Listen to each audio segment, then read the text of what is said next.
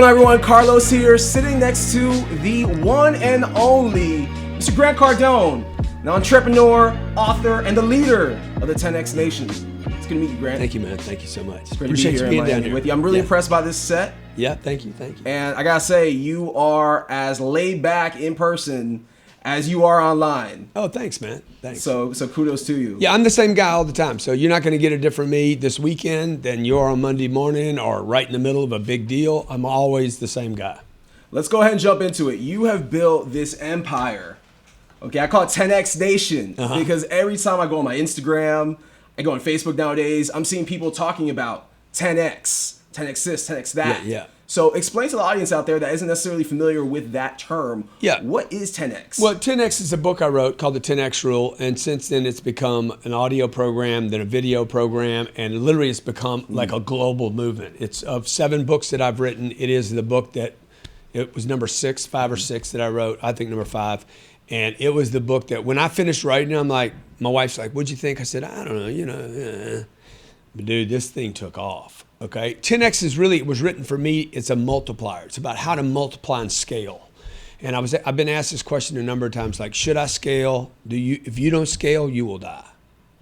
And I know that from personal experience because I tried to stay small. It's the biggest mistake I made in business. I tried to manage my business. I tried to stay small. I tried to work out of home. I misunderstood that if you have a great message, a great product, you have to scale. And how do you do that financially? How do you do it with an audience? How do you do it socially? How do you do it with real estate? How do you do it with your life and your family? I probably spend more time with my family, me and Johnny were talking about this before the show, than 99% of all people. But I also spend a lot of time in my business and a lot of time in other businesses. So we have 7 businesses today. When I wrote the 10X Rule, I had 2. Okay. So I've 3.5X'd. On the number of lines, right, that I work on every day. I have more family than I had when I was, then I wrote 10X. I didn't have any kids at that time. And so I'm figuring out the 10X rules basically shows you how to do more, get more, have more, and enjoy life more. You know, and I love that message because you hear a lot of thought leaders out there that talk about having to work 18 to 20 hours a day and you know, not look forward to your weekends and not spend time with your family. And I personally feel that that's a poor message. That's a message that will lead to disaster because let's face it, you need to sleep, you need to eat, and you need to spend time with your loved ones. So how have you been able in your own life and career, how have you been able to find that balance? Because I don't look for the balance. Number one, okay? Any more than I would try to get rid of conflict or stress. I use stress, I use conflict, and I build a life. So I have never wanted to be a boss. I don't think of myself as being the guy that hires people. I think about a life. Okay. So like when I take my life and I'm like, hey man, I'm gonna draw Grant's life out. I drop in, oh, he's a CEO. Okay. Oh, he's a real estate guy. Oh, he's a husband. He's a father, right? I drop these things into my life. I'm doing my life. I'm not doing a job today. I don't think I'm doing an interview here. I'm doing an interview with the great CG, the original CG, the one and only Carlos Gill. And that's part of my life today. This is not something I'm adding to a schedule. I'm not managing time. I'm creating a life. And whatever time I have today, I'll do all these things that are important to me today. Yeah, and I love that. Yeah. You know, I spent 10 years working in the corporate sector. And when you work in corporate, your mindset is already wired to work 8 to 10 hours a day and still check your emails when you go home. I run my own business now. Yeah. I'm a keynote speaker. I have my own digital agency, Gill Media. And what I love about being an entrepreneur in today's day and age is I can be here in Miami with you while yet running my business from an iPhone. Right. I can work 3 hours a day for my condo in Los Angeles if I want to. I don't have to be necessarily tied to the schedule. I don't have this mindset anymore of having to work 8 to 10 hours a day. But once again, going back to that message. But let me just say this, okay? If you're not going to work, like a 10-hour day is a short day for me. I hear more people promoting this 4-hour idea. Okay, like Tim Ferriss, I'll just call him out right now. It is complete bunk. It is complete bullshit. You cannot outsource everything. This idea that you're going to be a solopreneur, outsource or work 4 hours or part-time, you guys try to do the part-time thing, you will have full-time problems. Forever, to the end of your life. Not only will you have problems, because you're selfish if you're trying to do a 4-hour work week. You're selfish. You're thinking only about yourself. If you don't scale and hire people, you're also selfish. You're trying to manage money rather than saying, hey, I have a great message. Like you have an obligation, man, to get out there and help people. So I don't know how to do 10 hours. I know I need 6 to 7, maybe 8 hours of sleep a day. The question is, how am I going to best utilize my other 16 hours with my family, as a father, as a community leader, as somebody that's interested in changing the conditions around me, right? And how can I use that phone to maximize those 16 hours? And how can I spend time with my kids that actually adds value to my business, right? How can I create a studio so me and my wife can work together on Wednesdays? Like everything that we do here is about my life, so that I'm dropping stuff into my life bucket. My work gets dropped in here, so it's like everything I do. I go on a trip, I go look at real estate, I do an interview, I set up a house in Deer Valley for a month. I have people come over, investors, I look at real estate. Everything is basically, what is it? You're churning. Yeah, exactly, inside a soup, right? I'm making a meal called my life. And that's what I would tell people to do. Quit thinking about how little you can do and start thinking about how many different things can I do in the same day. I love that. So what I'm hearing there in terms of scale is you have to build a team. And you're only as good as the team that you build around you. Yeah. So how can someone that has little access to capital build that team? Learn to sell. Okay. I mean, you got to learn how to raise money today. Everybody's trying to go out there and not sell. You guys are all trying to I'm gonna be talented. Talent does not win. I know a whole bunch of guys less talented than me that beat me for years. They beat me because they got exposure in the marketplace. Can you name some of those names? Just in different sectors. Okay. In real estate, okay, there's a group that they went out and bought 140,000 units. I got 4,500. They're not as good. They take a lot of shortcuts. They don't take care of the tenant as well as I do, but they thought way bigger than I did. So, you know what I'm saying? Like, it's in different spaces. There was an automotive space that I was in for years. I was the leader in the automotive space. Me and another guy constantly combating, right? He had a garbage product. He sold for less than I did. He scaled better than I did. He beat me at the scale game. So you can't see. A lot of people say, look, man, Steve Jobs started his business in a garage. I think Cadillac's got a commercial where the Cadillac was created in a garage. Who else? Bill Gates started his business in a garage. Mark Zuckerberg started Facebook in a dorm. Everybody's like, oh my God, man, I can do this from home. None of those companies got big when they stayed in the garage of the dorm.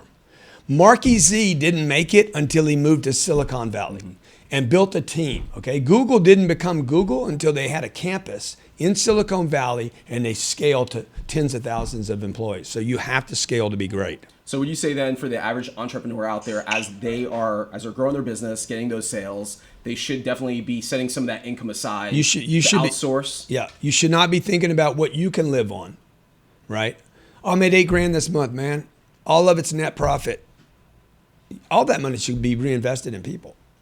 So that's why people think incorrectly. That's why I always go back to this argument about, look, the solopreneurs are selfish, almost like a little selfish child, right?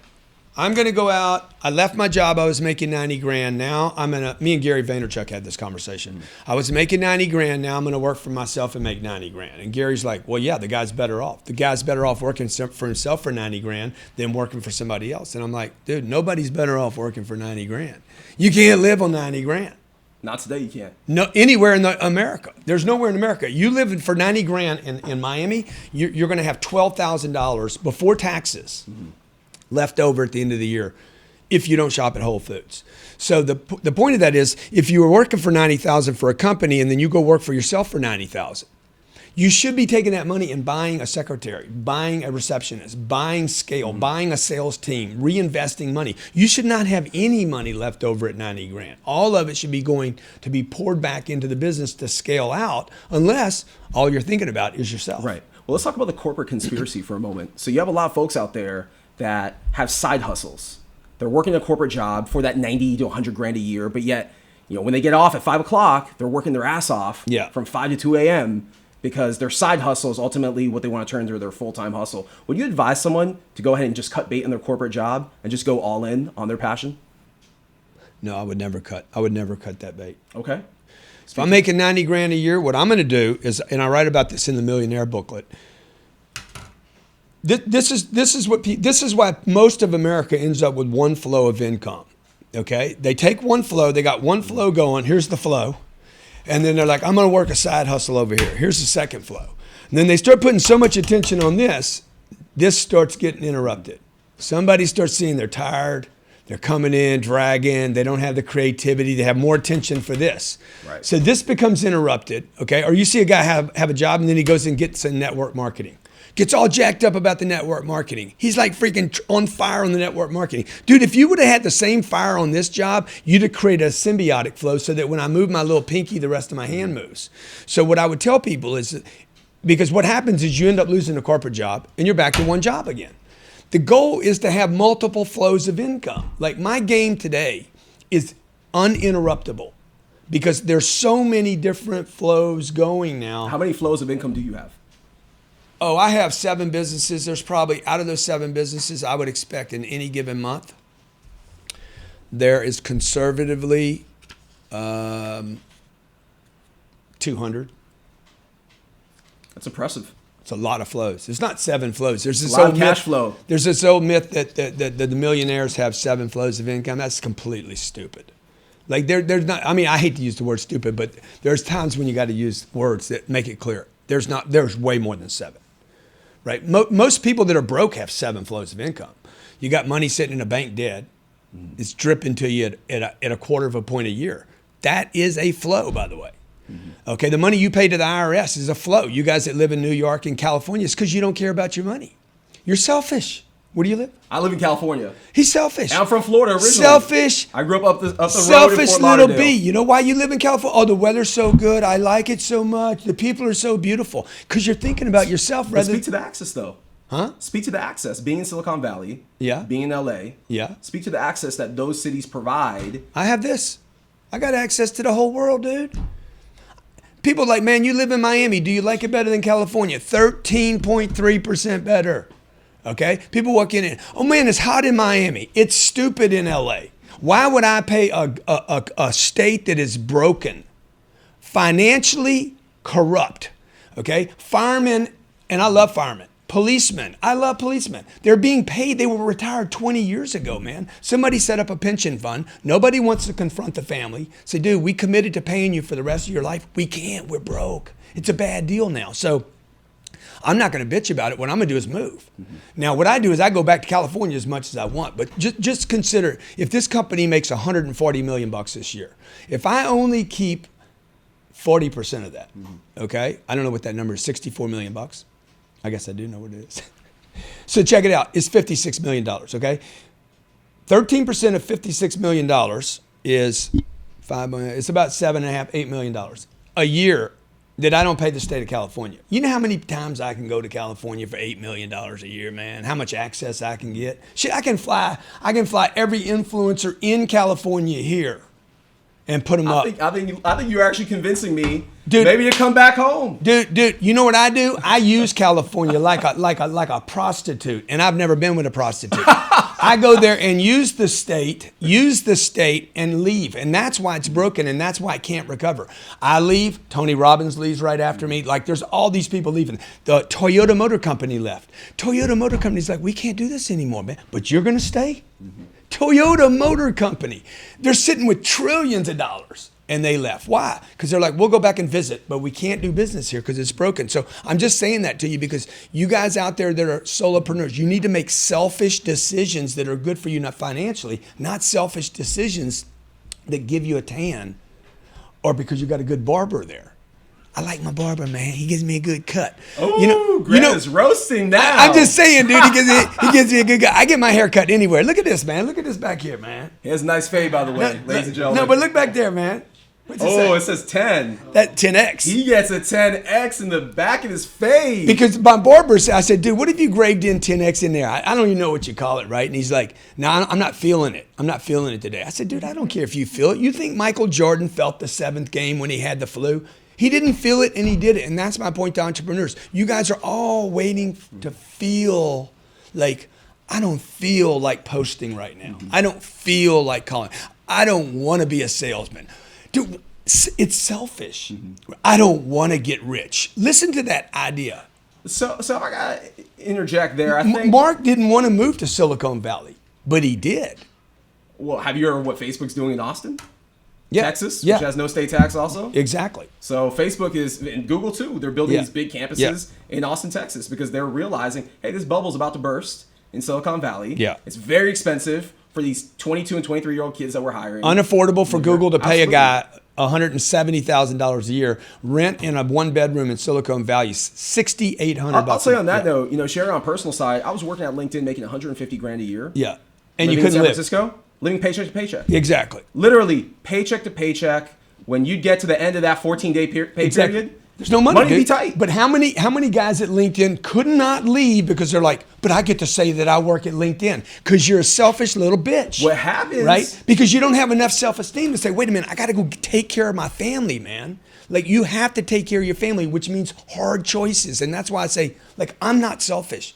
I have to move away from my friends and my Hollywood house, and Leo's my next door neighbor, and I got to give up Dr. Dre being in front of me and all that. And I'm like, dude, I got to do the right thing for my family. And that's my message to entrepreneurs. Quit thinking about yourself all the time in your 7 or 8 hours.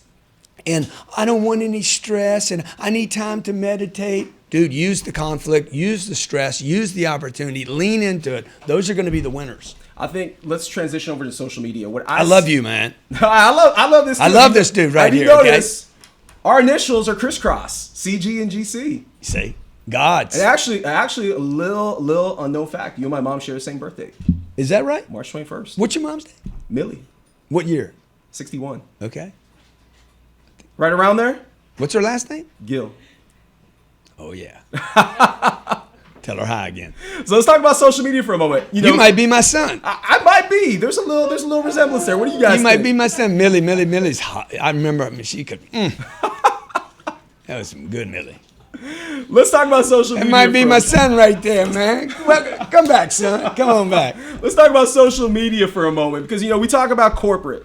And I think, kind of staying on that for a moment, people get addicted to the corporate paycheck and they get addicted to having that logo on their LinkedIn profile, no pun intended.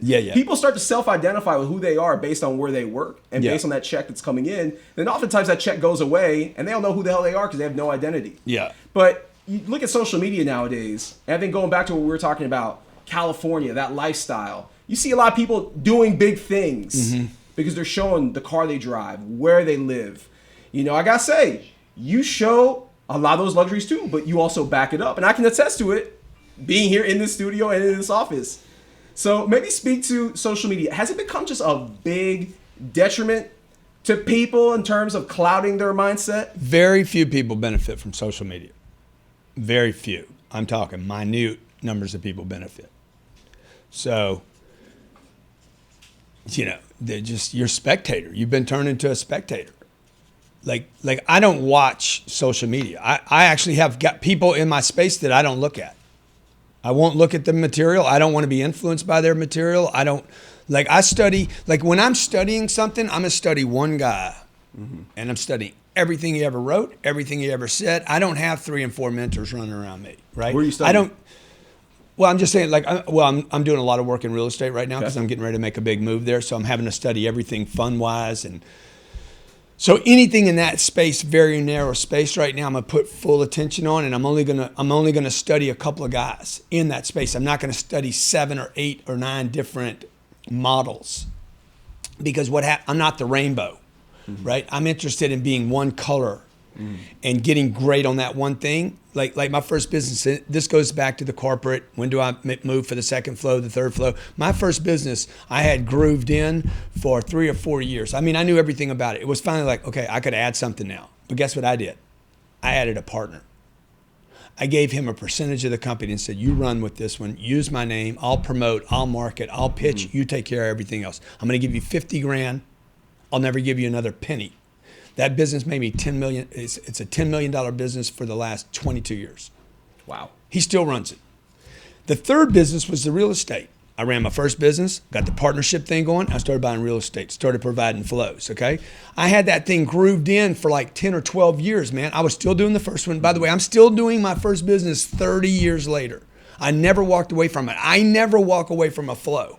So, and that's what I would tell the people in the corporate thing. You guys are getting identified with who you are now, and that keeps you from being who you could be. I was having this conversation with A-Rod. A-Rod is in massive transition right now, right? His career ends, one of the best, highest paid baseball players in the history of the world. He is interested now in transition. I was on the phone with a very, very, very famous rapper yesterday. He's already planning transition. I worked with a ball player from the Heat team right here in town. He knows he's got 2 years left and he's out. And he knows he's going to be in pain. He knows his knees, his hips are going to hurt. So all these are guys and gals that are like, hey man, I'm moving. I cannot get locked on my LinkedIn identity, my corporate identity, my VP identity. I'm a CEO. You are in transition, and the world is going to transition violently in the next 4 to 6 years. You talked before early on about having to scale. I often say you have to be willing to pivot and evolve. And times change. Yeah. You know, at some point we all grow up and we have to continue to evolve with the times. And you see this happen going back to social media. Yeah. How many professionals out there aren't willing to go ahead and put themselves out there because they're afraid? Yeah. Most aren't, okay? Most aren't, and that's why you're a spectator. You're spectating because you're not playing. So somebody asked me yesterday, they said, hey, what's your favorite social media? I said, dude, you don't even understand social media if you're asking that question. And he's like, what do you mean? I said, because my favorite social medium is the one you're on right now. Mm-hmm. So is it Facebook? Is it Instagram? Is it TV? Is it YouTube? Or do I need to come to your office? Yeah. Do I need to meet you at Starbucks right there? Like, what is your favorite? Is it Instant Messenger or is it Facebook Messenger? I don't know. Is it Snapchat or is it YouTube? My job is to get content and distribute on every line, absolutely. Right? So if here in Miami it floods, right? You get an inch of rain, dude, and it's flooding. Yeah, I was. What road are you going to take to get to the office so that you're not late? Distribution networks is how I look at it. Yeah, you know, I was keynoting at a conference yesterday in Brickell called Hispanicize. They're one of the largest conferences for U.S. Hispanic marketing and communications professionals. And someone came up to me afterward and said, hey, man, you know, you've made this transition from Snapchat over to Instagram. Yeah. You know, is Instagram your new favorite social network? I said, absolutely not. Yeah. I don't have a favorite social network. My favorite social network, just like you just said, is the one in which you're consuming my content. Yeah. Because that's what it is. It's a distribution medium. So I agree with you. I think a lot of people are looking at this as a spectator sport. I think there are folks that are seeing your content, the Gary V's of the world, the Ty Lopez's, and they say, I want to be Grant Cardone instead of saying, I want to be the best version of myself. Yeah. And you got to work it out. You're not going to figure it out until you become frequent. Like the thing that Gary's done, the thing that Ty done, and the thing that is consistent with the three of us is extremely frequent. We have figured out our messages. The message continues to evolve. We're willing to experiment. We drop content every day. We have an opinion, all three of us. Me and Gary, more than Ty, have an opinion. Ty is going to probably defer to his mentor, and me and Gary are going to be just like, this is it. This is what we believe. Now, we also have the ability to change our minds. So 3 different individuals, 3 different age groups. I'm the oldest of the 3. I should understand this less than any of them. They both got in the game before I did. And so, but here's the other piece though. If you're watching all 3 of us, you'll get confused about what to do. I'm going to copy Ty. I'm going to copy Grant. I'm going to copy Gary. The problem with copying is this. Russell Brunson talks about modeling. I said, Russell, the problem with modeling is the guy never comes up with his own model. Right. So when I'm trying to watch Russell Brunson's pitch, which I love all these guys, by the way. So I like collaborating with other people. If you won't collaborate, it's because you're insecure or insecure. It's kind of this. Okay. But if I'm trying to model Russell Brunson, man, it limits me from coming up with my own ideas, right? My own way of doing things. Lewis House and I have worked together. Lewis House taught me how to do podcasts. First podcast I ever did was Lewis. We did a deal. I think it did $50,000 in one night. Told Jared, I said, okay, we did that. I did it with him. I collaborated. Now I want to try some other things. My next one did $180,000. My first one by myself, because I changed the thing. He said, don't do them on Friday. Right. Don't get more than 1,000 people there. pitch your deal at the end, not at the beginning, and make sure you spend a lot of time talking about your upbringing. I didn't do any of those 4 things. I did it on a weekend. I did it. I had like 6,000 people on it, not 1,000 people. I promoted in the first 3 minutes, and we did triple the sales. Wow. So would you say But that doesn't make him wrong or me right. It does allow me to experiment, and that's the problem with modeling and duplicating and especially copying. And I wholeheartedly agree with you. I often say you have to develop your own voice and your own persona. Yes. Trying to be the next Grant Cardone, trying to be the next Ty, the next Gary, next Lewis, Yeah. next guy, girl in line is going to get you nowhere. It's going to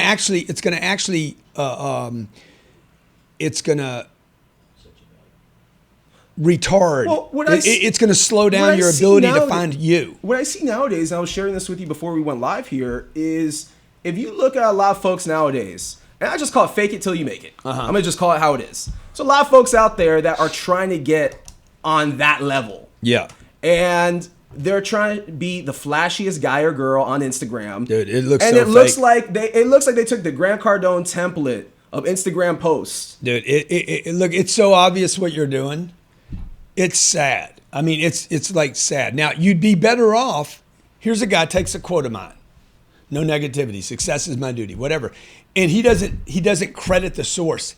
It doesn't look good on you. Okay. Mm-hmm. I watched a 14-year-old kid give advice to people on sales using my material. I'm like, bro, nobody's gonna believe you.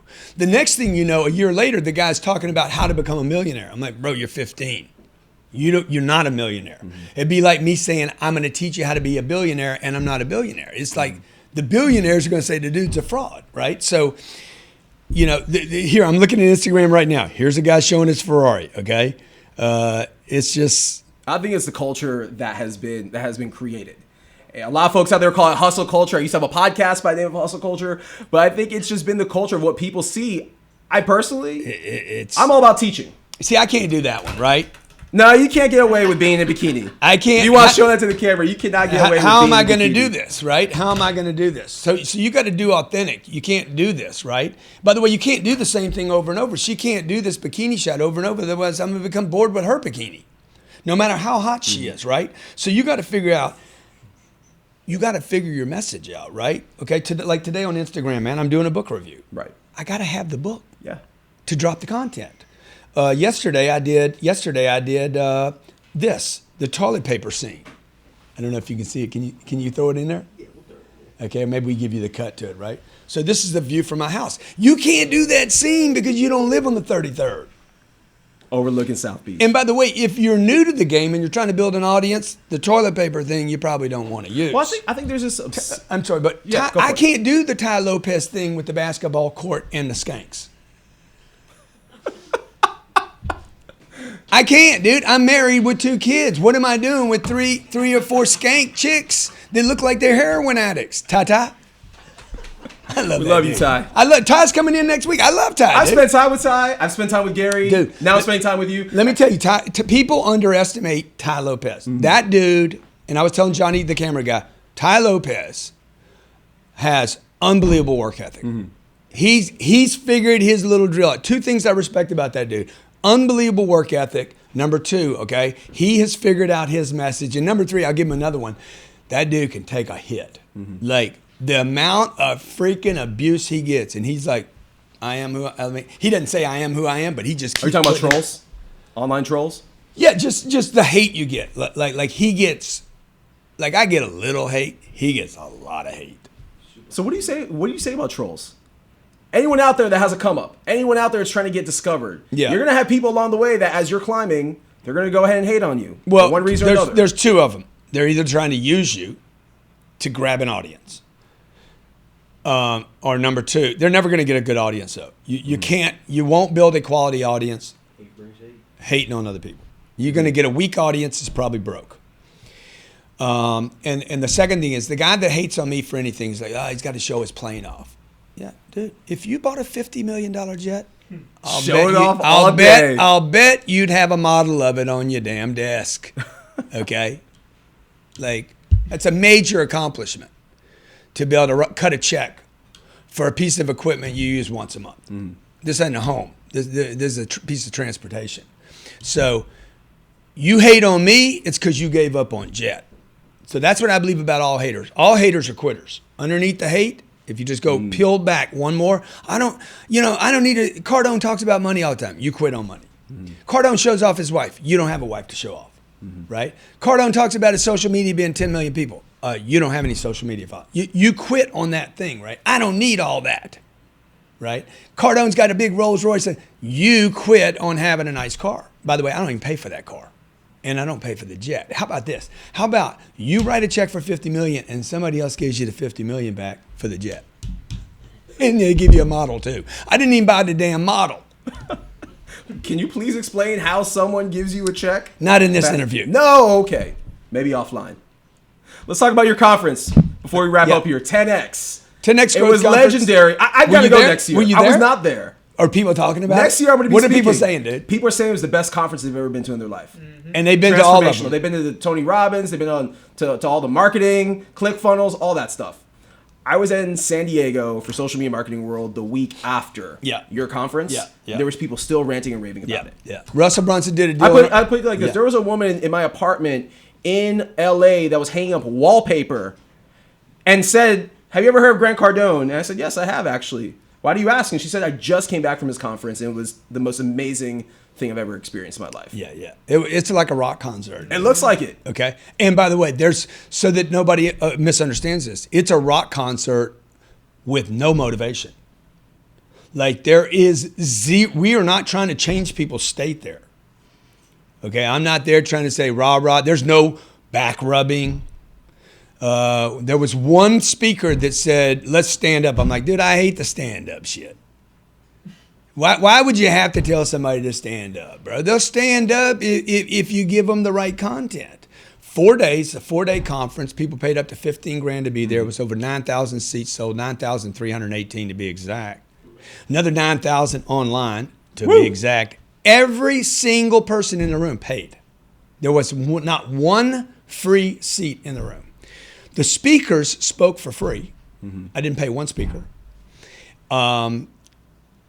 It was freaking. So describe what is the conference. It is, day 1 is on sales. Day 2 is on marketing. Day 3 is on how to expand and scale. And day 4 is for VIPs and premiers to ask questions to the speakers for literally 6 hours. And this goes down in Las Vegas. It's going to be happening once Las again Vegas. next year. We the demand for this particular product is again. I'm not a life coach. Okay, so I'm not there to give people advice. Somebody asked me to comment about their son. I said, look, I'm not giving life. I'm not a life coach. I'm a business coach. We move stats. We don't change your state. I'm gonna change your money. I'm not working on your mind. I leave the mind alone. Okay, clearly psychiatrists are having trouble with that whole issue. I handle people's money. I change how much money you have, and then you'll have money to solve some of the problems you have in your life, okay? If you're psycho, babble, whacked out, you're probably never gonna get money anyway, right? So we hand select the speakers. Very critical that we have speakers that are in line with the message of expansion and scale, so we're not getting conflicting messages. But we've had so much demand for this that we're probably this year gonna roll out 25 cities around the United States, so I'll come to LA, Philadelphia, Boston, the major 25 cities, and then also do a big conference at the end of the year where everybody pours into. The 10X tour, I love it. 10X tour, baby. And then we're going to take it international. Woo! That sounds sexy. Yeah. Colombia? I was at Bogota. I spoke to 800 generals there. I was brought down by the military. A great place. Huh? Bogota's a great place. Great place, man. As we look to wrap up, what's your best piece of advice for youngsters out there? Quit acting like a youngster. You know, nobody cares about your age. Alexander the Great was 16 years old. You guys keep telling me you're 16. I'm like, why do you keep telling me that? I'm not even asking how old you are. I didn't ask your mama how old she was when we got together. I said, how good are you? Okay. So all I'm saying right there is, let's make us a little CG, huh?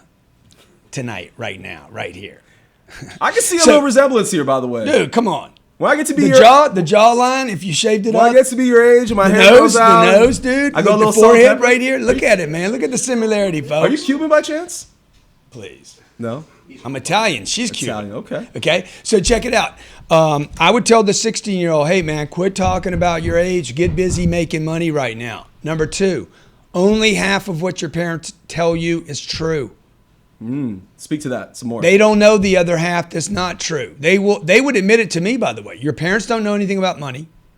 Your parents have made so many mistakes generationally. It's not about your parents, by the way. Buying a house, your mommy and daddy did it. You should never buy a house in your entire lifetime. You should not buy a house. Number 2, you should not be saving money right now.